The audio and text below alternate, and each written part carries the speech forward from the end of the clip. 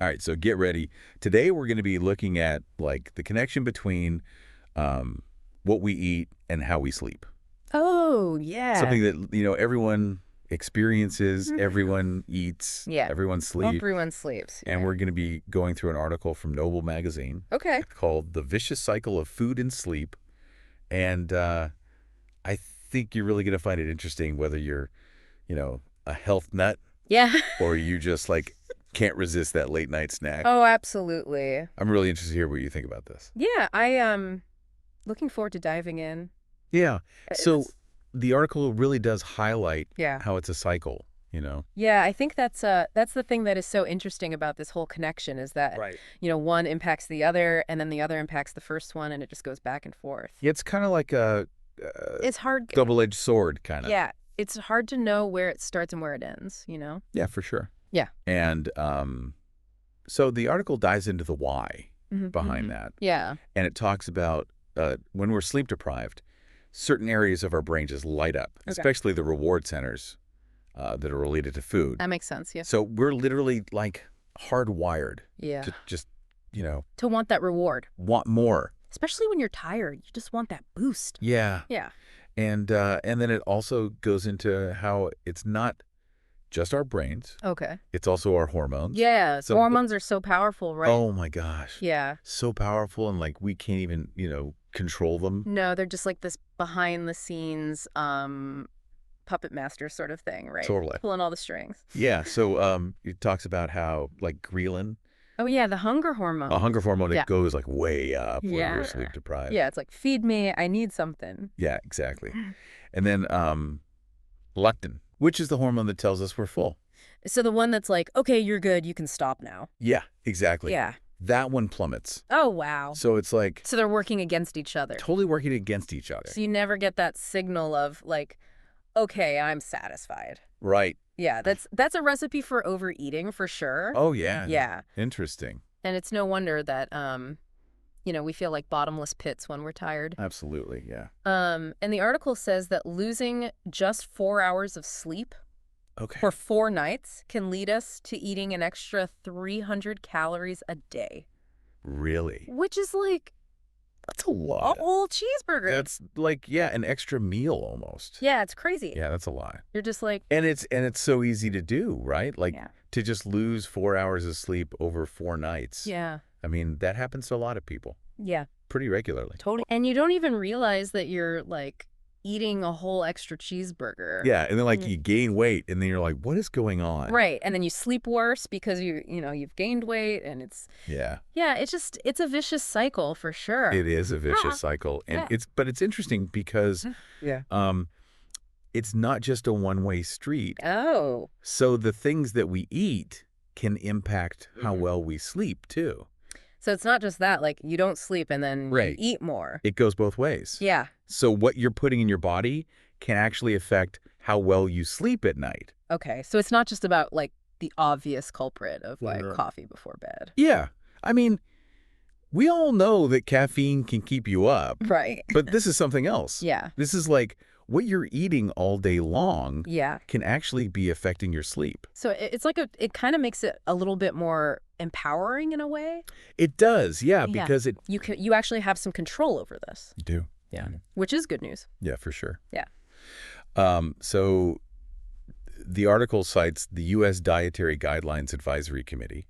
Okay. Which is the gurus of what Americans should eat. People who are supposed to know the best. Yeah. And they acknowledge that poor sleep is a massive problem. Mm-hmm. 35% of Americans are not getting the recommended 7 hours of sleep a night. Wow.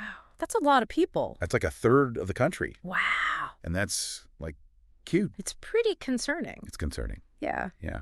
Especially when you consider all of the negative downstream effects of not sleeping enough. Yeah, totally. So it's not just about, going to bed earlier. Right. What we eat really is a big role. It's not just about sleep hygiene. It's about what you're doing during the day to prepare yourself for sleep. Absolutely. Yeah. So what are the things that we can actually Right. So what are those dietary changes? Yeah, give us the goods. Yeah. So research shows that diets that are high in fiber and low in saturated fat and sugar are linked to deeper, more restful sleep.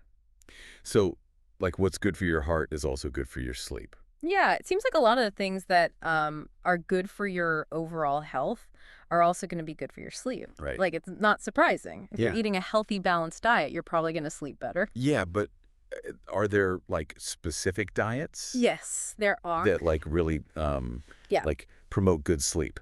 So the article highlights the Mediterranean diet. Oh, yeah, the Mediterranean diet. It's always, like, the winner. It's always up there. Yeah, for everything. For a reason, it seems. Yeah. It's, yeah. So for people who aren't as familiar with the Mediterranean diet, what does that actually look like? Okay, so think lots of fruits, vegetables, whole grains, legumes, nuts, olive oil. So very, like, plant-based. Very plant-forward, yeah. Lots of fresh ingredients. Yeah. Not a lot of red meat, not a lot of processed foods. Right. Not too much dairy. Okay. But, yeah, just really delicious, diverse way of eating. Yeah, so it seems like not only does it keep your heart happy, but it also helps you catch those Z's. Catch those Z's, yeah. I've actually been trying to eat more of, like, a Mediterranean style of eating. Okay. And I have to say, I feel like a difference in my energy levels. Really? Yeah. That's great. Yeah, so maybe that's... Maybe it's helping you sleep better, too. Contributing, yeah.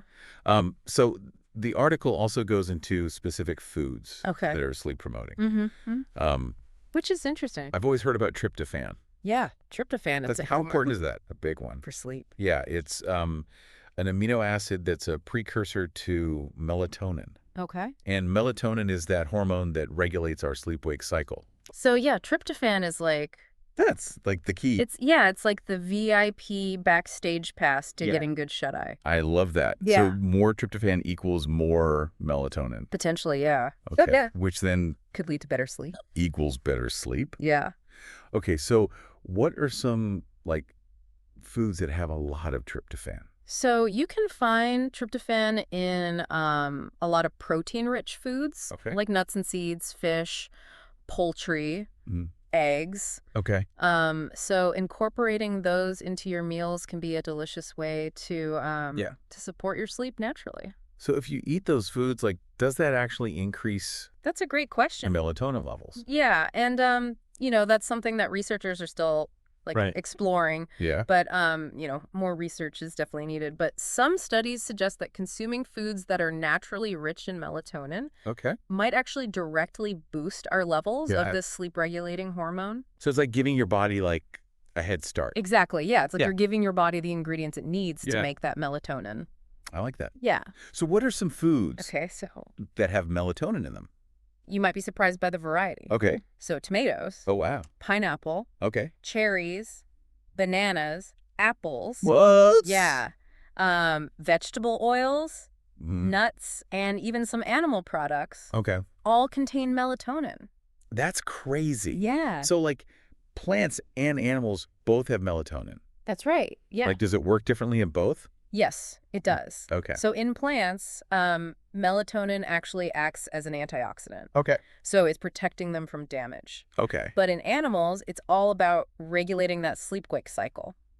So interesting. It's the same compound, but it's used in different ways. Wow. Yeah, it's pretty fascinating how nature works. I know. Makes you wonder what other secrets are hidden. Exactly, yeah. In the foods. There's so much we don't know. Yeah. It's an exciting field to be following. Yeah, for sure. Yeah. So we've got tryptophan, melatonin-rich foods. But the article kind of throws in, like, this really interesting curveball. It suggests that, like, a healthy diet might actually be more effective at improving sleep than things like mindfulness or even melatonin supplements. I know, right? It's like, wild. A big claim. It is. Yeah. It really is. And it cites studies that show that while, like, melatonin supplements might shave off an average of 4 minutes from the time it takes you to fall asleep, a healthy diet can actually reduce it by 12 minutes. Really? Which is crazy. Big difference. That's 3 times as effective. That's impressive. That's huge. Yeah. I never would have thought that. Yeah, it's really interesting. Food could trump.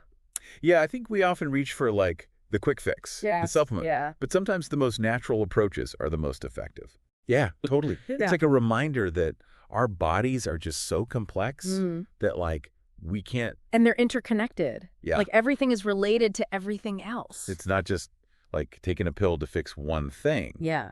Right? You've got the whole system. It's the whole, Yeah, the whole system, yeah. Interesting. And I think that's where this vicious cycle idea really, like, starts to make sense. It does make sense, because if you're... Like, not sleeping well, you're making bad food choices, which is then making it harder for you to sleep. Exactly. And it's just like this... Downward spiral. Downward spiral. Yeah. Yeah, but the good news is... But the good news is we can break free from that cycle and create a positive one instead.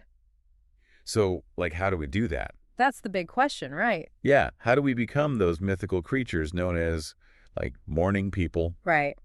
Everybody wants to know the secret. Yeah, everyone wants to know. Well, you know, the article talks about how night owls, those of us who are, you know, more alive when the sun goes down, they tend to eat fewer fruits and veggies and plant protein compared to their early bird counterparts. So it's almost like what we eat is affecting...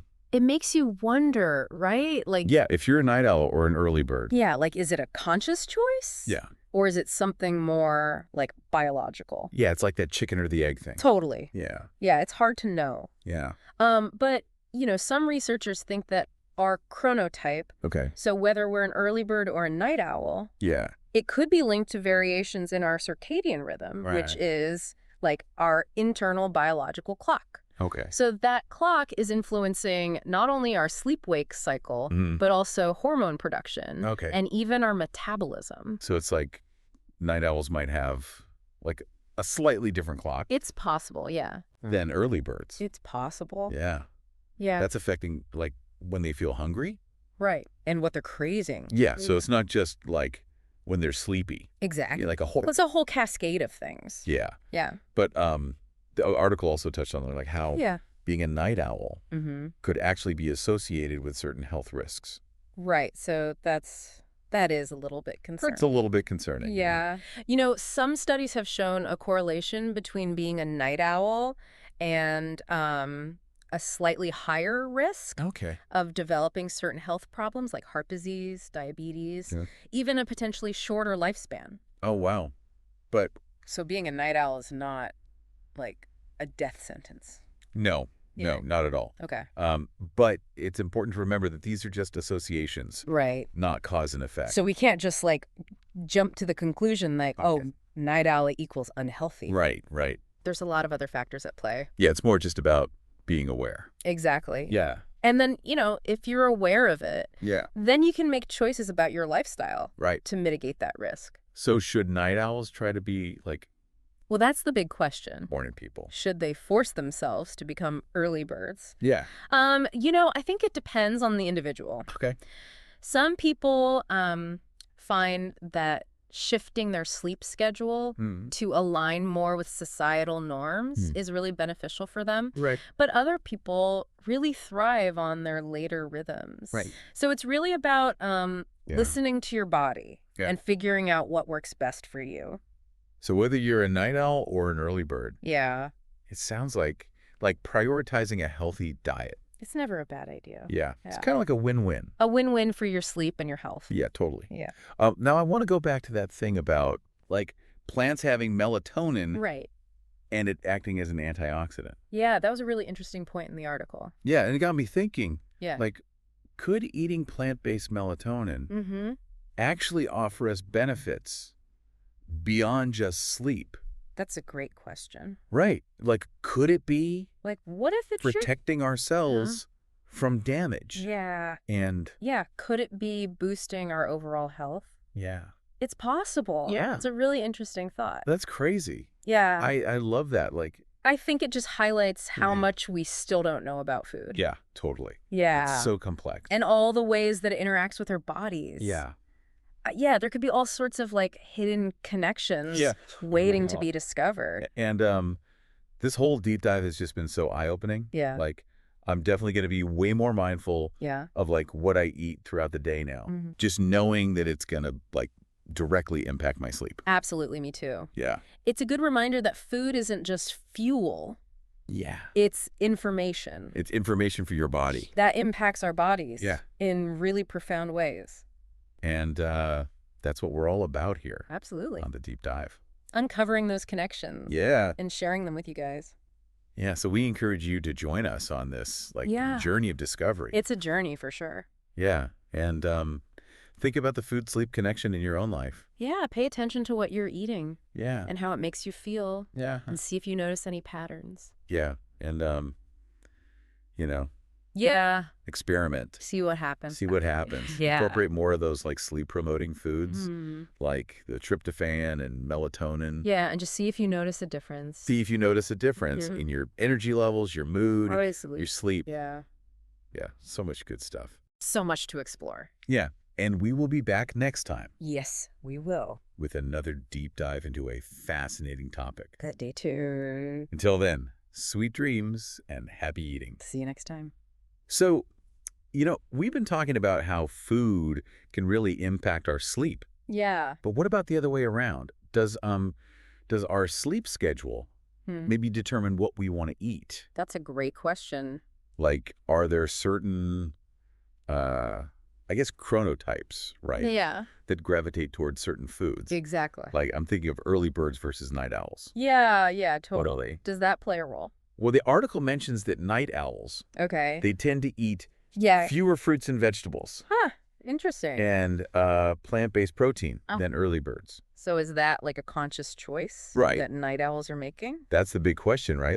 Are they choosing those foods? Yeah. Or is their sleep schedule somehow influencing their preferences? It's like the chicken or the egg, right? Exactly, yeah. Which came first? We don't really know the answer to that yet. Right. But, some researchers believe that our chronotype, so whether we're an early bird or a night owl, might be linked to variations in our circadian rhythm. Okay, our internal clock. Exactly, our internal clock. And that clock is influencing not only our sleep-wake cycle, but also hormone production, even our metabolism. Wow, that's a lot. Yeah, so it's really complex. Yeah, so it could be that, night owls, they just have a slightly different clock. It's possible. That's affecting not only when they're tired, but also when they're hungry. Exactly. And what they crave. Yeah. That's fascinating. It's all interconnected, right? Yeah.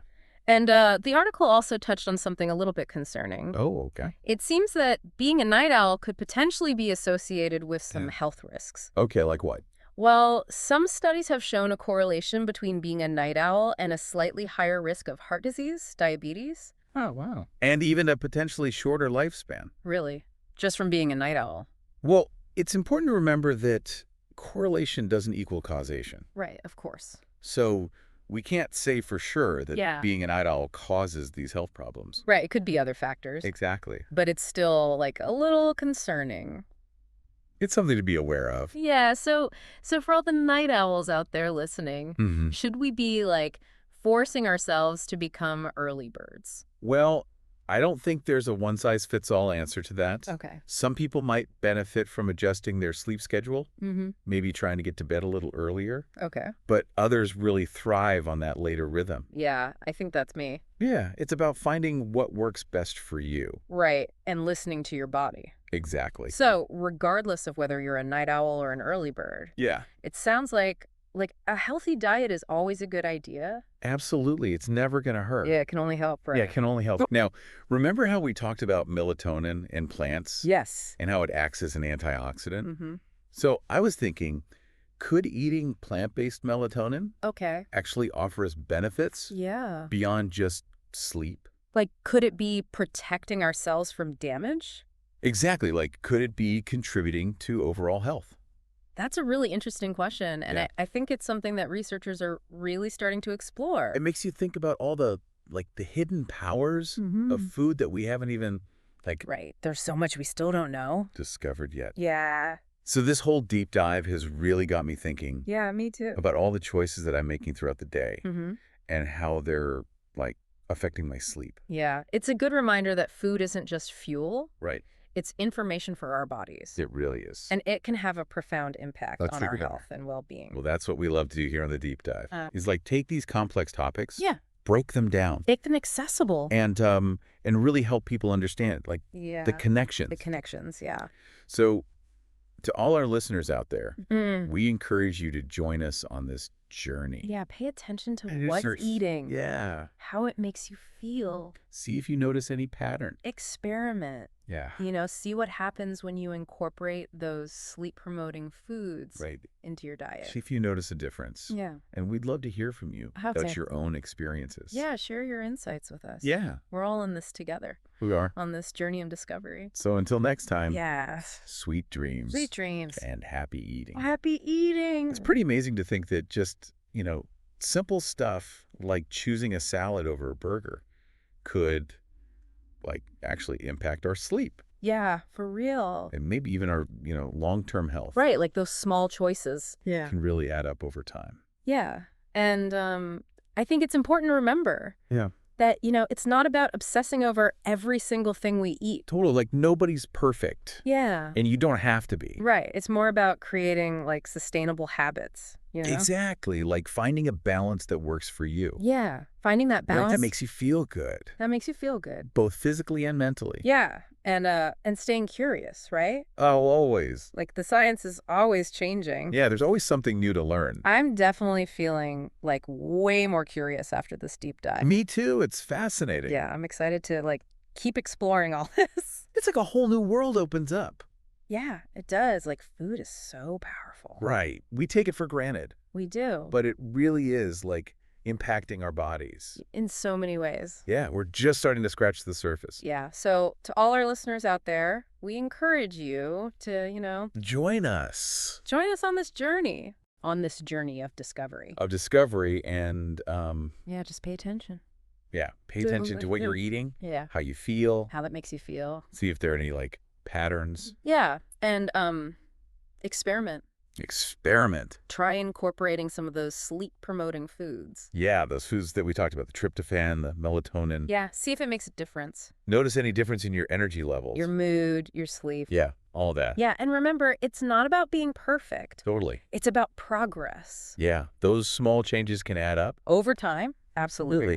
And most importantly, enjoy it. Yes, enjoy the process. Food should be a pleasurable experience. Exactly. It shouldn't be stressful. Right. It's not about, It's about nourishing your body. Nourishing your body, exactly. And enjoying the experience.